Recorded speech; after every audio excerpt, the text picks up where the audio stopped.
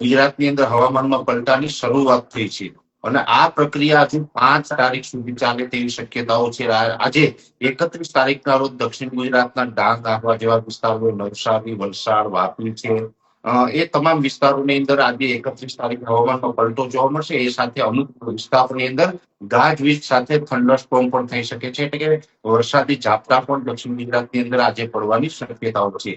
આવતીકાલથી ગુજરાતના વિસ્તારોની અંદર વધારો થશે, એટલે આવતીકાલથી જે વિસ્તારોમાં વધારો થશે જેમાં મધ્યપ્રદેશ બોર્ડર લાગુ વિસ્તારો છે, જેમાં અરવલ્લી હોય, મહીસાગર છે, દાહોદ, ગોધરા, છોટાઉદેપુર, આ તમામ વિસ્તારોની અંદર પણ આવતીકાલે હવામાનમાં પલટો જોવા મળશે અને ત્યાં 1 તારીખથી લઈ અને 5 તારીખ સુધી આ તમામ વિસ્તારોની અંદર ઝાપટા પડે તેવી શક્યતાઓ છે. એ સાથે સૌરાષ્ટ્રના પણ અનેક વિસ્તારો એવા છે કે જ્યાં 1 અને 2 તારીખ 2 દિવસ સુધી સૌરાષ્ટ્રમાં હવામાનમાં અસ્થિરતા જોવા મળશે. એમાં 1 અને 2 તારીખ દરમિયાન સૌરાષ્ટ્રના બોટાદ, ભાવનગર, અમરેલી, ગીર સોમનાથ, જુનાગઢ અને જે દક્ષિણ રાજકોટના ભાગો છે આ વિસ્તારોની અંદર ઘાટા વાદળ છવાશે અને અમુક વિસ્તારોની અંદર છૂટાછવાયા માવઠાના ઝાપટા પડે તેવી શક્યતાઓ છે.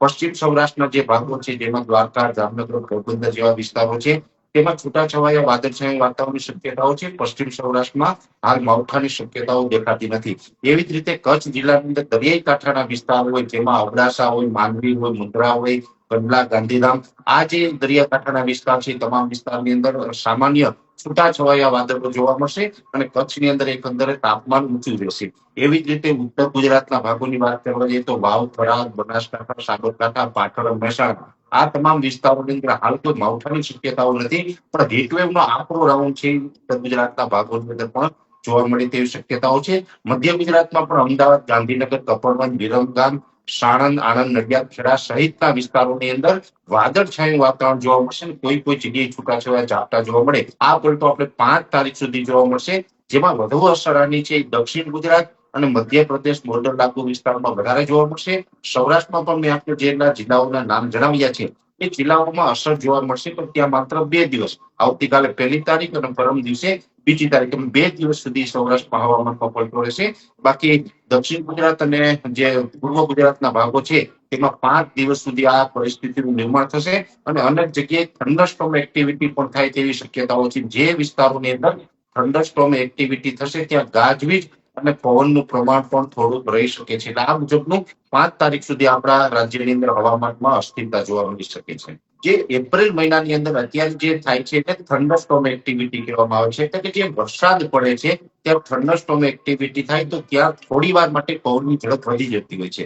અત્યારે સામાન્ય રીતે જોવા જઈએ તો પવનની સ્પીડ છે એ 15 થી લઈને 20 કિલોમીટર પ્રતિ કલાકની ઝડપ ચાલી રહી છે. એના જે ગસ્ટિંગ છે એ 22 થી લઈને 24 કિલોમીટરના છે. પણ જે વિસ્તારોમાં થંડરસ્ટોર્મ થશે, વરસાદ પડશે, ત્યાં પવનની સ્પીડ વધી અને 30 થી 35 કિલોમીટર થશે અને એના જે ગસ્ટિંગ હોય 40 થી લઈ અને 44 કિલોમીટર પ્રતિ કલાકની ઝડપ થશે. એટલે 40 થી લઈને 44 કિલોમીટરની ઝડપે ગસ્ટિંગ આવે તો પવનની સ્પીડ વધારે કહેવાય. એમાં ઘણા બધા ખેડૂતોના પાકો છે એને નુકસાન ચોક્કસથી થઈ શકતું હોય, પણ જે વાવાઝોડાની વાત છે, સાયક્લોનની વાત છે, તો સાયક્લોનની આપણે કેટેગરીમાં ત્યારે જ ગણી શકીએ જ્યારે મિનિમમ સ્પીડ છે 60 કિલોમીટર પ્રતિ કલાક કરતા વધારે હોય. તો આ થંડરસ્ટોર્મ એક્ટિવિટીની અંદર 60 કરતા વધારે સ્પીડ જોવા મળે તેવી હાલ કોઈ શક્યતાઓ નથી, એટલે આને આપણે વાવાઝોડાના સ્વરૂપમાં ન લઈ શકીએ. પણ હા, લોકલ એક થંડરસ્ટોર્મ હોય એટલે પવન છે વાવાઝોડું જે નુકસાન કરે એટલું જ નુકસાન આ અસ્થિરતાની અંદર થાય તેવી શક્યતાઓ દેખાઈ રહી છે. ટ્રિપલ ઋતુ ચાલી રહી છે. ચોમાસું હોય, સવારે શિયાળા જેવો અહેસાસ થાય છે, બપોરના ટાઈમે આપણે હીટવેવનો માહોલ જોવા મળી રહ્યો છે.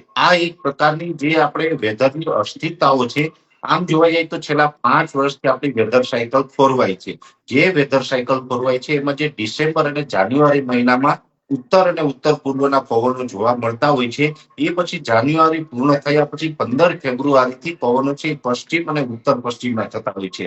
પણ આ હવામાનમાં જે વારંવાર આપણે દર વર્ષે અસ્થિરતા જોવા મળી રહી છે, જેને કારણે માર્ચ મહિના દરમિયાન પણ આપણે ઉત્તરના પવનો જોવા મળ્યા.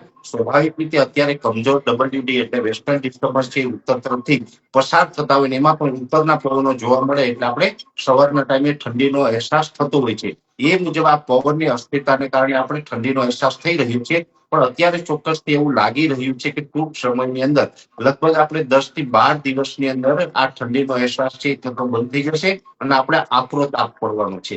જો કે આમ જોવા જઈએ તો છેલ્લા 5 વર્ષની અંદર 2 ઉનાળા એવા રહ્યા છે કે જેમાં વધારે પડતા આપણે ગરમી જોવા મળી હતી. એમાં 2020 હોય કે 2024 હોય, એ રેકોર્ડ પણ આ વર્ષે તૂટી શકે છે. કેમ કે આ વર્ષે ભલે સવારના ટાઈમે જે આપણે ઠંડીનો અહેસાસ થાય છે, પણ બપોરના ટાઈમે આપણે 40+ તાપમાન પણ જોવા મળી રહ્યું છે.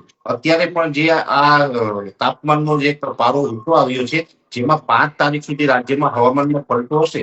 જે વિસ્તારમાં વાદળછાયું વાતાવરણ છે ત્યાં કદાચ ટેમ્પરેચર થોડુંક ડાઉન થાય, બાકી તમામ વિસ્તારોની અંદર તાપમાન 40+ જ રહેવાનું છે. એટલે હીટવેવ અત્યારે પણ ચાલવાની છે. એપ્રિલ મહિનામાં પણ 40 થી લઈને 43 ડિગ્રીની રેન્જમાં તાપમાન જોવા મળશે. એટલે એક પ્રકારે હવે જે ઠંડીનો અહેસાસ છે ને એમાંથી તો ચોક્કસ મુક્તિ મળશે, અને હીટવેવ છે આપણે કન્ટિન્યુ રહેશે. એપ્રિલ અને મે મહિના દરમિયાન હજુ પણ 2 થી 3 રાઉન્ડની અંદર અસ્થિરતા આવે, માવઠાના ઝાપટા જોવા મળે તેવી પણ શક્યતાઓ છે. એટલે આ જે અત્યારે વેધર સાયકલ ચાલી રહી છે, અને જે લાનીના અત્યારે સક્રિય થઈ રહ્યું છે, પ્રશાંત મહાસાગરનું તાપમાન છે એ નીચું આવી રહ્યું છે. એને કારણે જે આઈઓડી એટલે કે ઇન્ડિયન ઓશન ડાયપોલ છે પોઝિટિવ ફેઝમાં આવી રહ્યો છે. આ તમામ સંકેતો એવું સૂચવી રહ્યા છે કે આવનારું ચોમાસું 2025 નું ચોમાસું છે એ 8 થી 10 દિવસ લેટ થશે, પણ નબળું નહીં થાય એ ચોક્કસથી છે. ચોમાસું ખૂબ સારું જ રહેશે, પણ 8 થી 10 દિવસનું ચોમાસું લેટ આવે. સામાન્ય રીતે 15 જૂને જે ગુજરાતની અંદર ચોમાસાનો પ્રવેશ થતો હોય છે, અને જે ચોમાસાનો પ્રવેશ ગુજરાતમાં થાય એમાં એનો જે મુખ્ય દ્વાર છે એ વલસાડ જિલ્લો ગણવામાં આવે છે. વલસાડથી ચોમાસાની શરૂઆત થતી હોય છે. ત્યાં લગભગ આપણે 15 જૂન આસપાસ ચોમાસું પહોંચી જતું હોય છે.